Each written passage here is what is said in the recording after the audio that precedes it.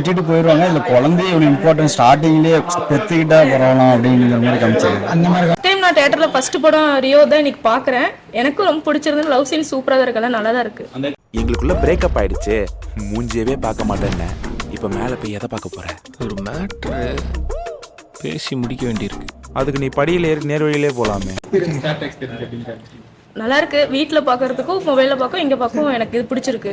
நல்லா இருக்கு. ரியோ நல்லா நடிச்சிருக்காரு. நல்லா நடிச்சிருக்காரு. சூப்பரா நடிச்சிருக்காங்களா? ஓகே.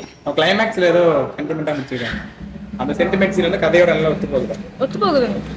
ஃபர்ஸ்ட்ல இருந்து குழந்தைய வேணான்னு ரியா சொல்லுவாரு. ஃபர்ஸ்ட்லேயே பிரெக்னென்ட்டுக்கு கடைசியில குழந்தைய பார்த்துட்டு குழந்தை வேணும்னு கடைசி நைட் ஆகுது. குழந்தை எவ்வளவு இம்பார்ட்டன்ட் காட்டியிருக்காங்க லைஃப்ல. நாடா படம் மாதிரி அந்த குழந்தை அந்த மாதிரி காட்டியிருக்காங்களா ப்ரோ?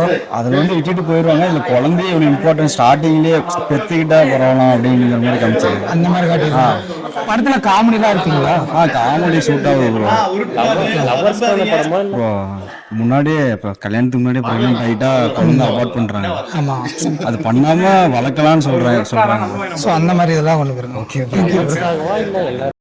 இந்த மூவி எப்படி இருக்கு? நல்லா இருக்குங்க. ஆக்டிங் எல்லாம் எப்படி ப்ரோ பண்ணிருக்காங்க? எல்லாருமே காமெடியா இருக்கு. என்ன மாதிரி ஸ்டோரியில எடுத்திருக்காங்க? என்டர்டைன்மெண்ட் தான். என்டர்டைன்மெண்ட் காமெடியா இருக்கு. ஜாலியா இருக்கு. படம் எப்படி இருக்கு? ஒன் டைம் ஆச்சு. படம் எப்படி இருக்கு?